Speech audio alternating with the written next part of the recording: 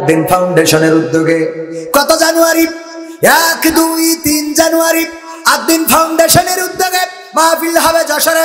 প্রথম দিন থাকবেন আল্লামা মামুনুল হক এবং সাথে থাকবেন আব্দুল হাই মোহাম্মদ সাইফুল্লাহ ভাই।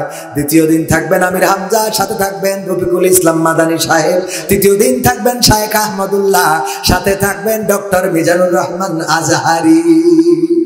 বলেন আলহামদুলিল্লাহ। এই মাহফিল হবে কোথায়? আপনার যশোরে আদিন ফাউন্ডেশন। 1, 2, 3 জানুয়ারি মনে থাকবে। আর 16 ফেব্রুয়ারি আমার মোহতারাম শাহিদুল ইসলাম ভাই আমার জামাতে ইসলামের মালয়েশিয়ার নেতা ছিলেন, আমি ওনার আন্ডারে রুকন ছিলাম, আমি ওনারই কর্মী, ওনারা হাতে গড়া একজন কর্মী।